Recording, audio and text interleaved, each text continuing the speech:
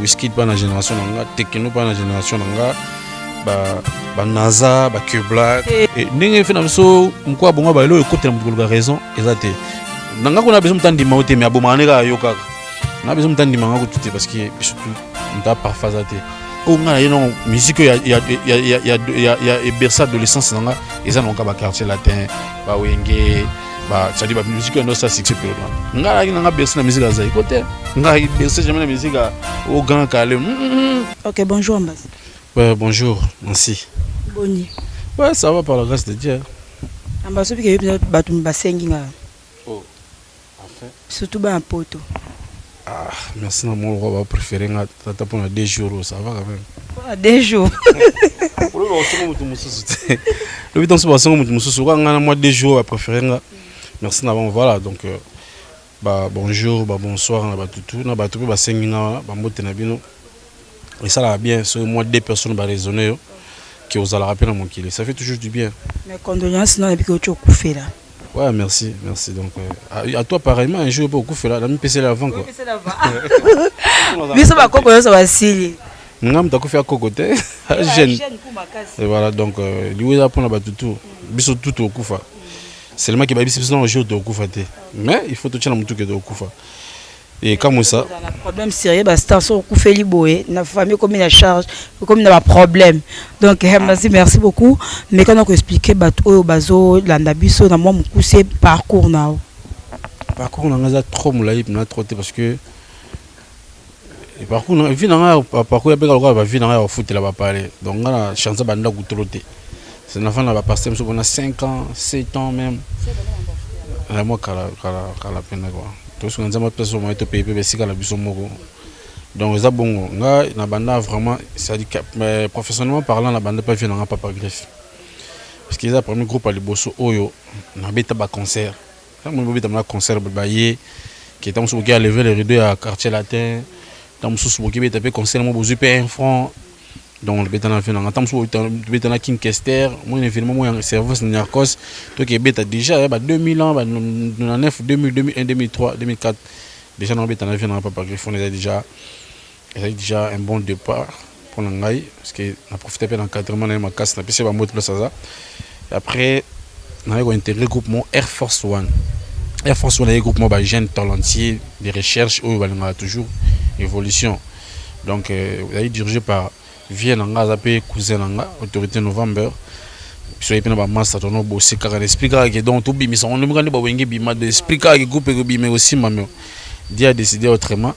Nga kolonga na groupe en 2010 ndena intégré groupe d'accompagnement ya patron nangai place actuellement donc de King Russell Fali Popa El Marabioche. Na kata groupe wana donc ayo mom to bima to ba. Comme manage Muto akenda na orchestre pe le ope kombo le opa yebani na groupe bozaki nango baki na idée ya roi wenge. Ben oui non rôle ba bon oui. Non ba bon oui. Te la roba bon ngai parce que ba masa mususu pe ba beta ba gina pe ba groupe mususu mais bon voilà, zaka par rapport à temps, nzambe mina sama mna. Actuellement la roba ngai ba mususu pe ba bima mais na autant comment on a pire respect par respect donc parce que tous ça na ba ba sala ba za pe na ki ba madame ba mo avant biso. Ça peut succès tout ça mais autant comme on a pour ba solo là biso mo mabe mingi c'est déjà même tout souvenir ça dire que tant bozala ki yo moto o konzae ka o konzate ki ancienneté te o konzae artistiquement ça dit idéologie ozo aider pe na mo bâtiment ni mais a komi prêtre na ko mo boya bomane ka yo nanga ko na besoin tandima o te mais bomane ka yo kaka na besoin tandima nga ko tout parce que surtout on t'a parfasate. Mais bon, on par respect, on a beaucoup de temps comme on a été. Tout ça, on bien. Ok. Pourquoi choix il a fallu Poupa? C'est ça qui choix moi vraiment apprécié. Et ils attendent tous un groupe. Il y avait beaucoup de problèmes parce qu'on faisait beaucoup d'efforts, mais on était sous quelque part. Au moins, on répétait trop. Tout il a payé ma télévision. On faisait vraiment beaucoup d'efforts et m'a mobile. Mais on dirait que on a enregistré dans le studio, mais on a dit sous quelque part. On dit que sous quelque part. En tout cas, tu fais un ban maille. Bon, on a vendu à réfléchir. Ah, Jésus Kende. Tout ce là, nous devons encore expérimenter autre monde, quoi. Autre expérience par rapport il y a boulot na biso en tout cas na bona na nota la sikola bon lelo so fona intégrer groupe mo boy na ndinga na lingela osala musala nanga na ndinga pe na linga to ngama mo kende na ko kota groupe ni bon wana akolonga no ba fanatisme mo zaki ba jeunesse au la beau travail parce que biso me ba yebi ngala masana na lona Allemagne ABC tano beta ni ba do ya quartier la terre mo na ya beta handicap na beta mon pao donc tano beta ni ba nzunzi ba karaoke tano sala bon trop mais à part le sentiment on a bon jeunesse mais parce que autant la profession parce que si on nous l'a pour monter dans CP la ngana ngi bete pa na ye c'est l'autre faut la pe vie na yo parce que orientation à carrière na yo au à la place mon lobby kuna adoza kuna été suite la vie nous a ndeni tout ça maman tout fait qu'on calculons déjà avant parce qu'il faut pas ça aller au moment pour le regretter en tout cas na pointa qui choix nanga et papa ton nanga il fallait pour pas et dans ça ba démarche ne nous ça là quoi j'ai contacté ba ton contacté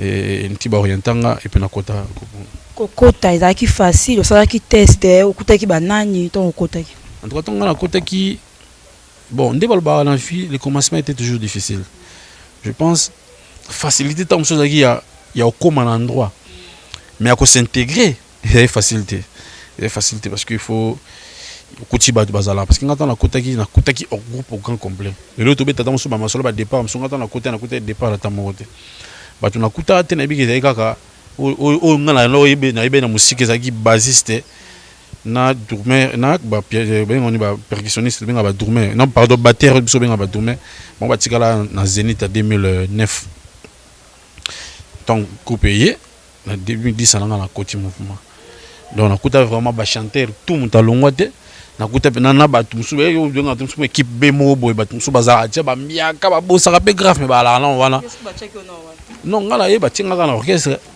oh wacho de équipe bona équipe wa liboso ba bimara na o balanda bino nsima parce que on a coûté différence wana penza te o ngala lobika par rapport de communément ne troba na Kinshasa na coûté na différence na te que o mise na coûté déjà ba nous tuzara kuni tu répétera ba che ba kiti mutu nyos to avandi ou azo l'idée nsembo biso dozong ça ba cœur so za vocal ezaki au salle intervention dio sali za bongo ya différence te que mutu mo avant na ko mo grand plate la zo simba ndefu mutu musu côté mo na timbilita melonga non c'est-à-dire là on a CP là penza péton on a komaki na patron na fallait pour na kutaki indifférence te na kuté pena que non mutu moko te za indispensable donc mutu tout en valeur mutu tout so za te ba remplacer calmement sans problème de so za te donc ko sa te reto bi ngana ote poto na grand poto na danger au sa ba fier donc jo mo za pembe no na miaka bozaka fort azala gali dusu au sa test na nzembo ni au se pas capé na nzembo tout kan nzembo na yembaka pona kokota na de libération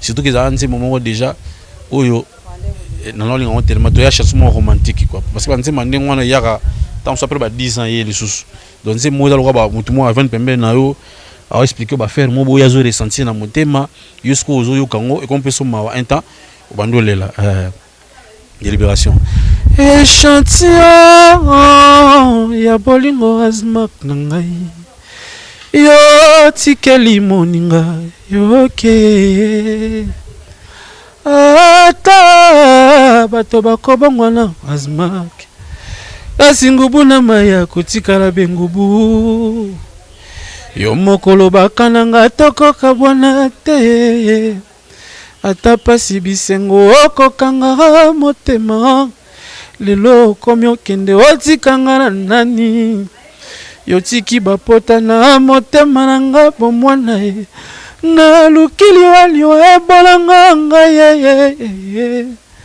ebele ya bavula tovandinga na yo mokolo moko nasi yo bozali nyonso loyenge ya mokili ezipi ya bongo ye ozoyoka te ye yozomona te ye Nabi que c'est pas ici à Paris nyonso mais c'est ici maman Émilie Liboko à partir parole dans biso merci beaucoup à part Fally Ipupa tout le monde non Fally Ipupa idole nous a qui na musique.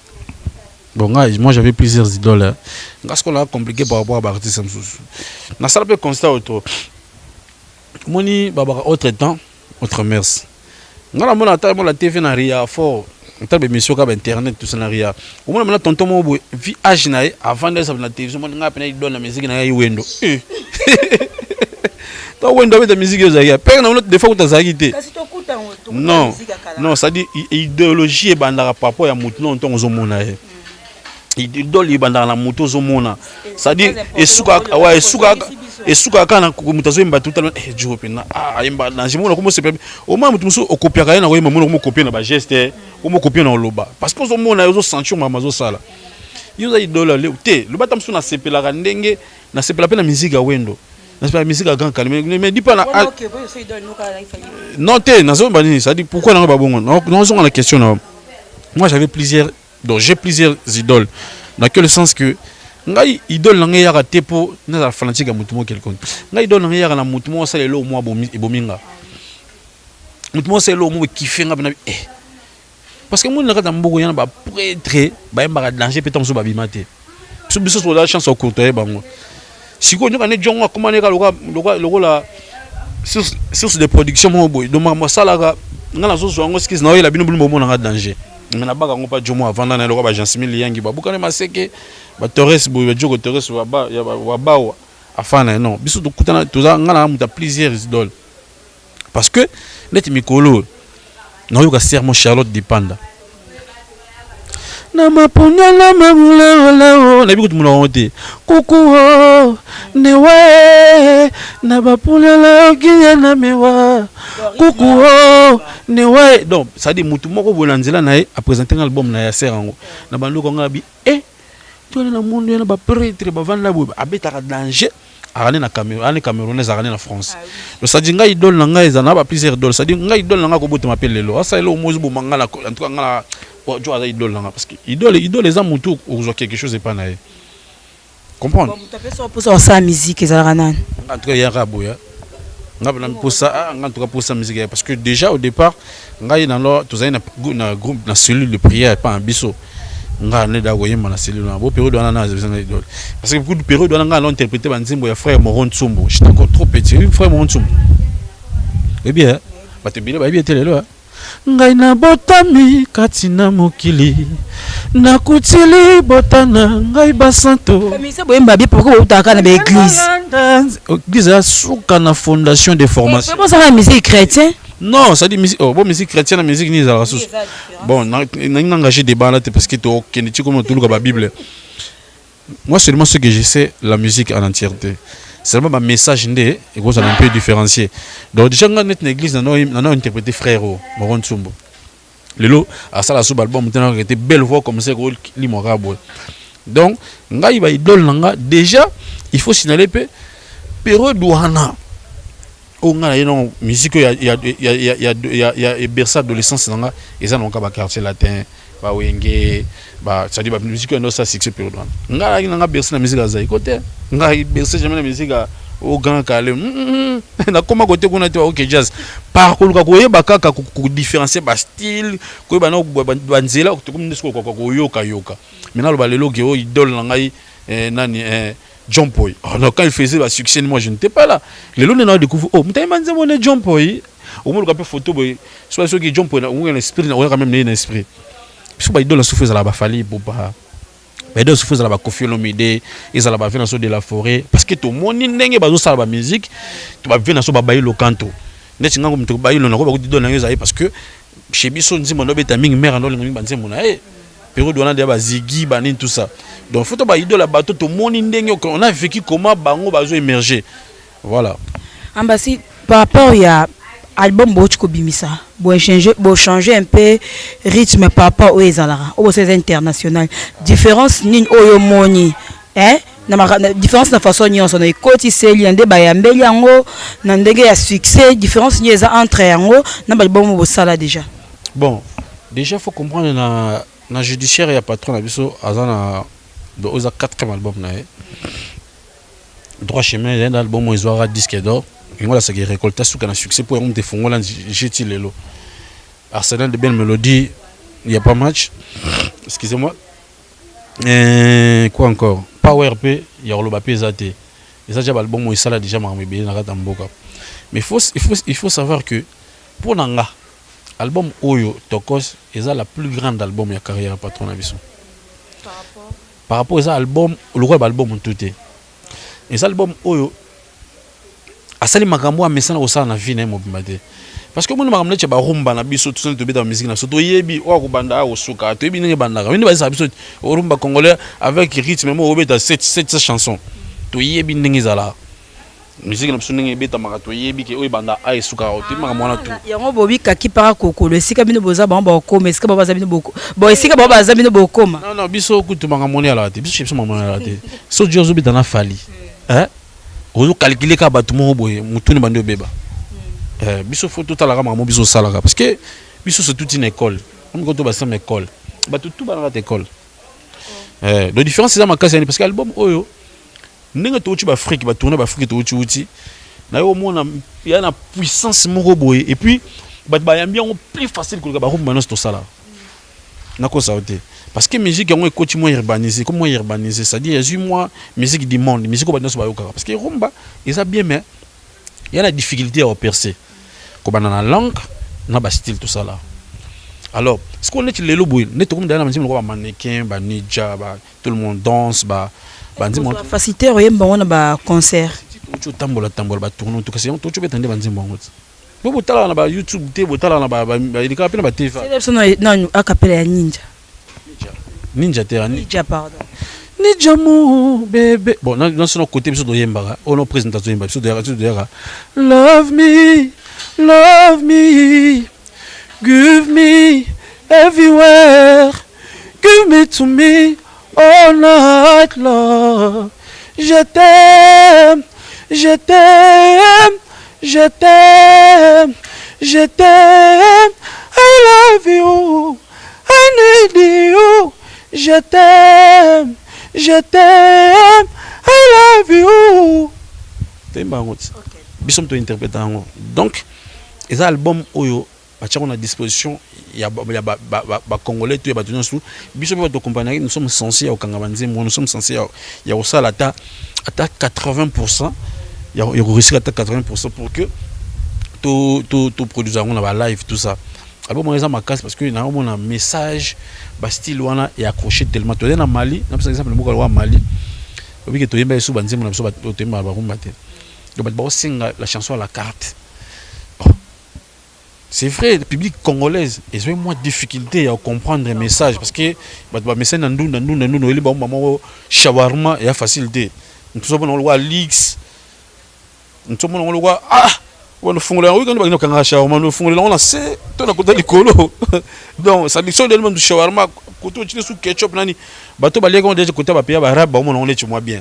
Bisous, mais c'est tout là, non, quoi, non, li pas moi bato tika to comme voilà difficulté on a problème à comprendre était charmé ça va damage tout le toko so mo pe na coin ah tout ça voilà des messages album et kinda kitoko en tout cas album est trop bien mais pour tous les 4 albums à patron oyo ils ont un album moko il colo makasi parce que ils ont un album produit par une grande maison ya production voilà Warner wana et puis album moko boy ils ont ba diversité à ba style auto message en côté ça doit sentir que nous ba folk la biso ba arne bizarre et on dit pas ya bino pesa bino chance sur album mais on dirait boyo kanate te biso da tout ça là gi asko to na toi ce qu'on a pas toi na tokos au moins il faut comprendre le mot ngai to zena Abidjan to beta concert patron se faut pas vous voulez quelle chanson ba gangi tok tok poisson d'Afrique eh oh boro na kini balo neti ko ça le gars comprendre biso to sala da boulot.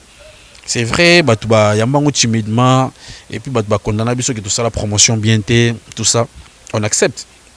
Mais tout ça déjà boulot. Je pense que tout ça les boulot, tout ça avec beaucoup de précision parce que est vrai, tu est vrai. Et n'engagez fait dans ce quoi bon bah là écoute la raison exact. Mais tout ça la boulot moro oyo. Ata ba ça la bandim en succès pour le bandim de ça là, mais la qualité artistique, na ba thématique so bando comparé au sentiment que non ba noko ba bossa. Donc voilà, tout ça, boulot bien, accusation, suggestion, remarque, je pense que l'Arabie surtout, toi avancer plus vite et puis tout bon ça pour la lobby. Voilà, mais déranger les lots parce que les lots pas tokos et bimi mais tobeta na ba nourrisson beta makaka, bando kezo beta kaka, bali putezo beta kaka parce que na mona na Abidjan Samuel Eto'o pe na kamna, chéri fini kanga li puta maman. Ozuzu de la kolinga kaka yo Et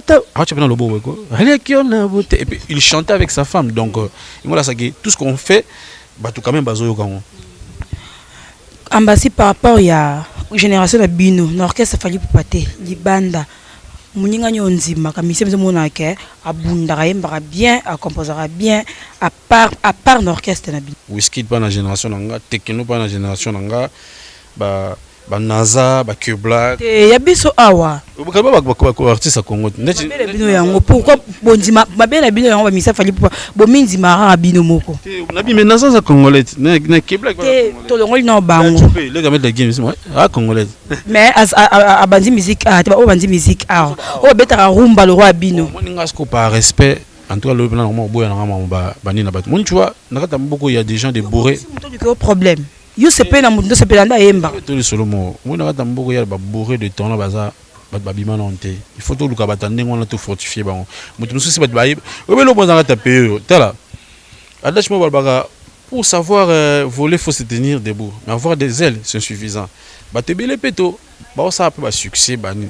Ya kana mo grimace o ba te mutamto ba uchikele charge ne bo mais masiko orchestre na o mone comme le problème mais ton mon ane chike jonga a yemba danger composant danger grand danser mais to ba so orchestre o mona nzembo ta monte to ngato comprendre jusque là ba tumsu ba ligue so na ba TVA ba en tout cas biso to cha ba nzembo to sala album ko mona ba nzembo bima so combien de mois ngo to so mona pe rien parce que ba tande ngo ba side ba kosi ba na lèvre Whisky pas na génération nga Tekno pas na génération nga ba Naza, ba Q Black et ndenge fina so mko abonga ba elo ekotela mutu ko raison ezate nanga ko na besoin mtandi maote mais aboma neka yoka na besoin mtandi manga ko tuté parce que surtout nda parfois zate o ngana yeno musique ya berceau adolescence nanga eza nonka ba quartier latin ba wenge ba tsadi ba musique no sa succès période ngana nanga berceau na musique azai côté ngana berceau jamais na musique au grand calme